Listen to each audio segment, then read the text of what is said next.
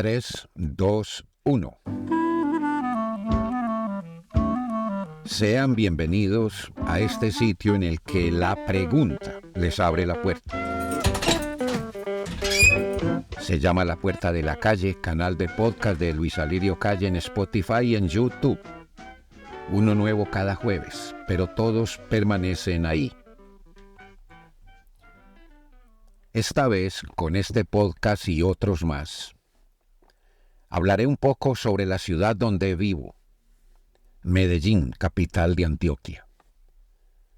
Lo hago porque hace unos días tuve el honor de ser invitado a la ciudad de Mérida, capital de la península de Yucatán, en el extremo suroriental de México, a 30 minutos del mar que fue de los mayas, intérpretes del cielo que vivieron hace más de 2000 años antes de Cristo.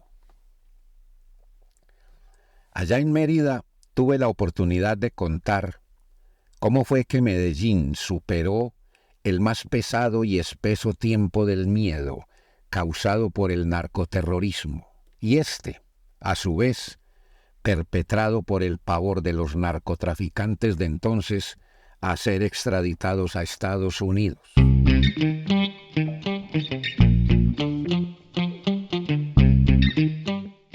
Con frecuencia a mí me convidan a charlas, tertulias, certámenes, y hasta en la calle me abordan para que cuente la historia de cómo fue que Pablo Escobar me escogiera para ser el único periodista que estuviera en su acto de sometimiento a la justicia de Colombia.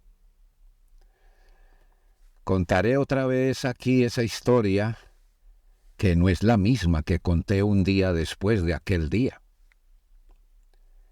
Pero lo haré por partes, abriendo despacio el lente para ir descubriendo el paisaje.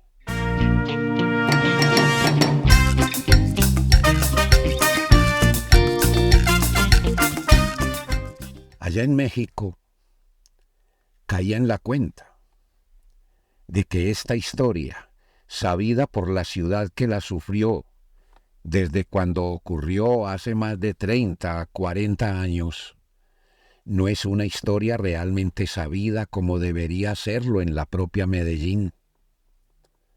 En ella, esa historia, hay personajes que con necesarias miradas desde otros ángulos son más importantes que Pablo Escobar Gaviria, el capo jefe del llamado Cartel de Medellín y quien cayó en un entejado del occidente de la ciudad el segundo día de diciembre de 1993. Personajes más importantes, digo, para la historia que somos, para nuestra identidad como pueblo, para la cultura que nos da rostro y nombre ante el resto del país y del mundo.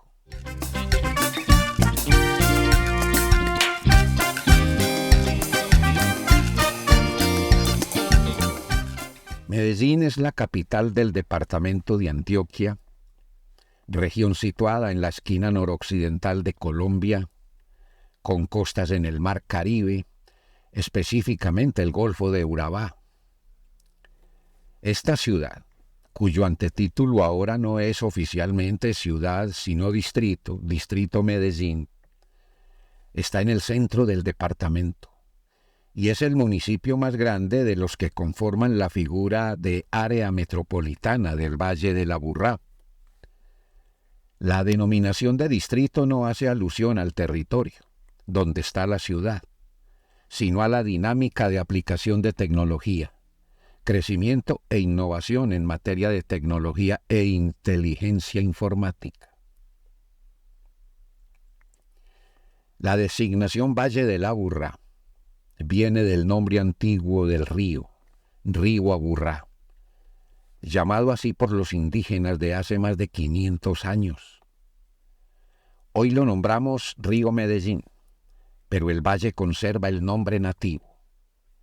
10 municipios conforman el área metropolitana, con una longitud de norte a sur de 60 kilómetros y una extensión de un poco más de 1.600 kilómetros cuadrados.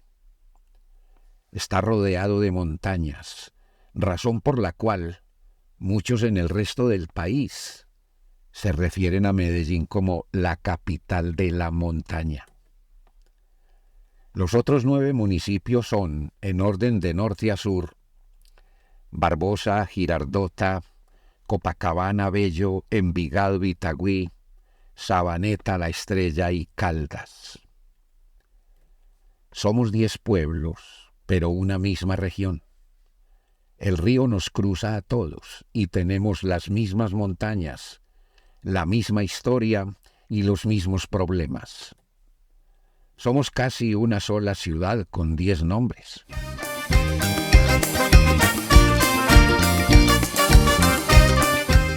Yo vivo en Medellín hace 49 años y hace 45 soy periodista.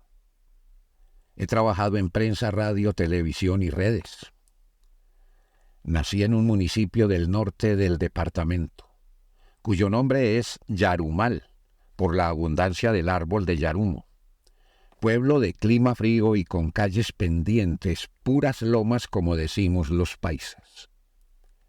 En el camino de Medellín a Yarumal, un poco antes de llegar, ve uno al pueblo como si fuera un ilusorio retablo que cuelga de la montaña.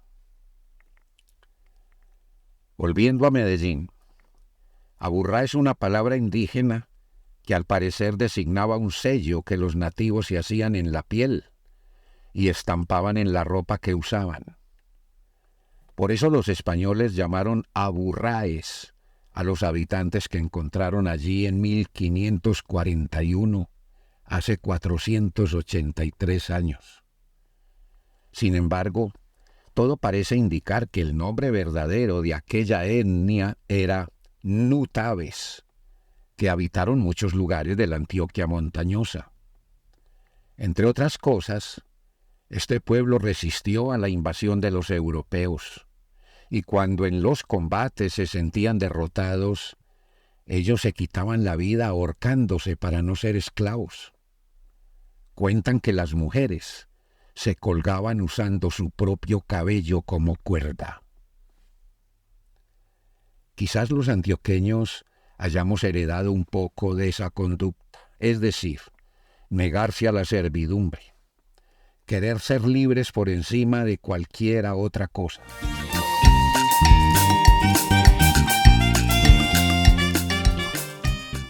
Ahora, tal vez de la brega con la montaña venga nuestra fama de emprendedores.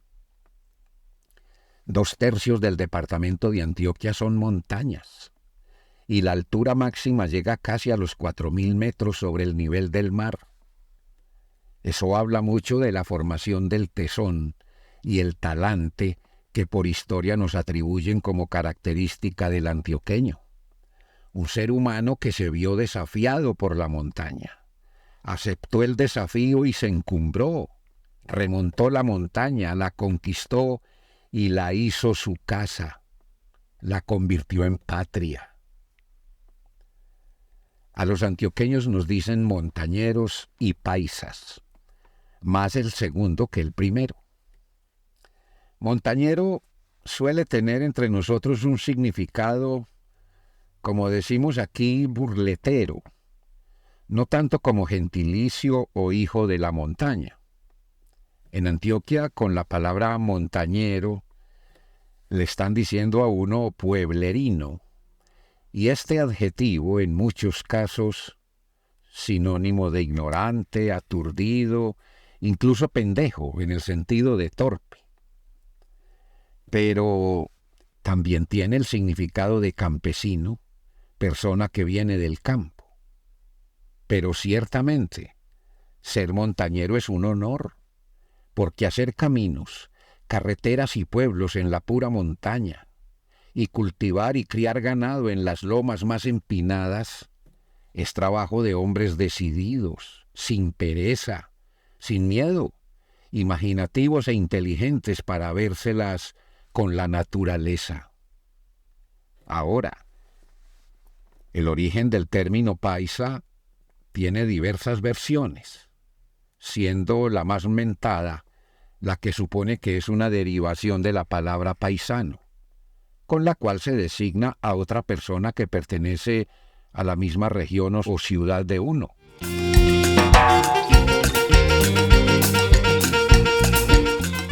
Lo bueno con la denominación paisa es que denota orgullo.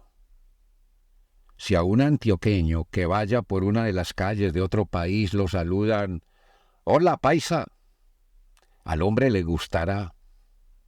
Pero si le dicen, «¿Cómo estás, montañero?», el tipo tal vez va a sentir algo de recelo, a menos quizás que sea un campesino muy orgulloso de su origen. Y a fe que los hay muchos, entre los cuales me cuento. Quizás porque viene de la brega con la montaña, el antioqueño es andariego, buscador, astuto, recursivo y dicharachero. A donde llega hace fiesta, y muy pronto es el centro de atención. Antioquia es un pueblo fundador de pueblos, explorador y colonizador. En nuestra historia es famosa una época llamada de la colonización antioqueña, entre los siglos XVIII y XIX, y hasta parte del siglo XX. Hoy se habla de la Antioquia en aquellos tiempos como Antioquia la Grande. Por este movimiento migratorio, esta provincia llegó a tener territorios tan grandes que ocupaban casi medio país. Por cierto, otra versión sobre el origen del apelativo paisa dice que Antioquia era tan grande que a esta provincia la llamaban País A y al resto de Colombia País B. Así que los antioqueños éramos el País A, que unido es País A, Paisa.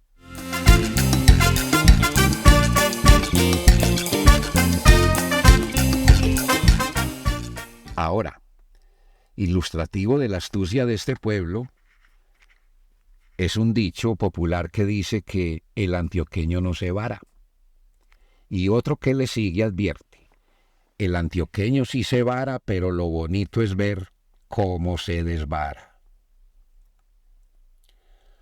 Otra característica nuestra parece ser la exageración, quizás heredada de la abundancia y de la generosidad, sacadas ambas de la tierra y sembradas por el amor a Dios y la práctica de la tercera virtud teologal, la caridad. Por cierto, muchos colombianos identifican al antioqueño como muy acogedor, generoso y solidario. Bueno, ciertamente el paisa es todo eso, además de protector de su familia, religiosamente católico y políticamente conservador, dispuesto a ayudar, pero también a luchar cuando de defender a su familia y su propiedad se trata. Y ese luchar puede incluir sin duda el uso de la violencia en circunstancias que no ofrecen otra opción. Eso lo sabemos todos. Si se está en peligro y no hay presencia del Estado, la actitud es la de actuar en legítima defensa. ¿Y no creen ustedes que quizás el problema sea que, una vez usada la violencia, se hace manifiesto un funesto poder que sigue tras de uno como maligno, insistente y manipulador demonio que hace que se use la violencia hasta para resolver la menor dificultad? Bien, en cuanto a la exageración, ¿no les parece que realmente la tenemos? Para muestra, el plato típico de Antioquia llamado bandeja paisa. Créanme ustedes, yo he llegado a contar hasta 14 ingredientes en una bandeja paisa. Plato que, y en esto está también la exageración, muchos no consideran una comida sino un atentado. Ah, y si sumamos la sobremesa, que se llama mazamorra, entonces son 17 ingredientes. Esta es una bebida que se hace con maíz y leche, y se bebe con panela, es decir, dulce de caña.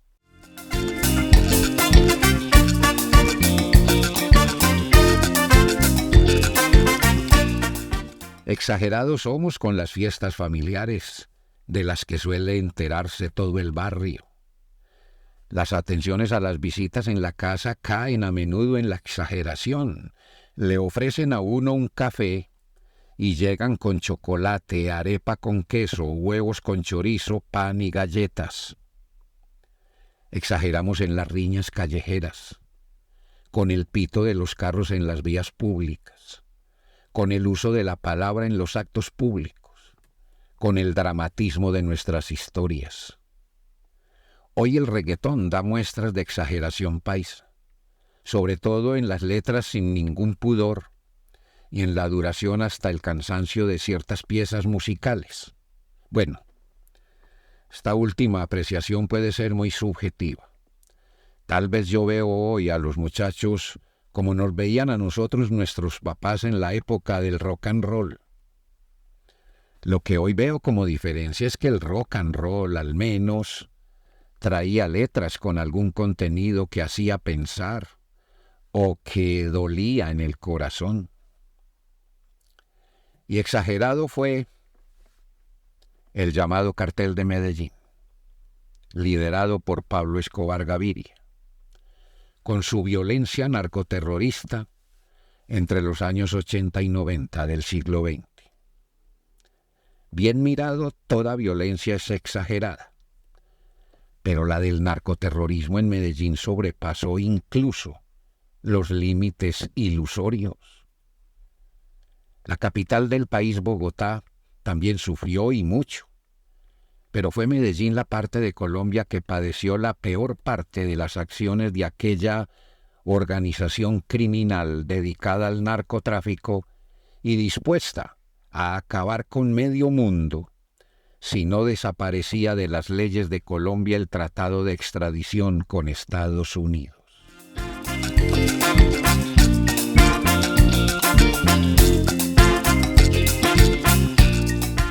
Pero ese vínculo que sugiero aquí de la exageración paisa con las acciones del narcotráfico en y desde Medellín no puede, de ninguna manera, llevar a concluir que el Cartel de Medellín y su jefe Pablo Escobar surgieron en Medellín como si Medellín fuese el propio nido del mal y del miedo. Esta historia no puede verse sin contextos histórico, económico, político, social y humano, incluso el contexto cultural. Me refiero a las mentes que concluyen que si es paisa, entonces por naturaleza es malo, es narco, es peligroso. A esa ligera conclusión pueden llegar quienes no conocen la historia y se nutren de amarillismo. Claro, porque el amarillismo es un negocio que distrae, y la historia, para el caso de Medellín, es un deber social y cultural, e incluso moral. Continuaré.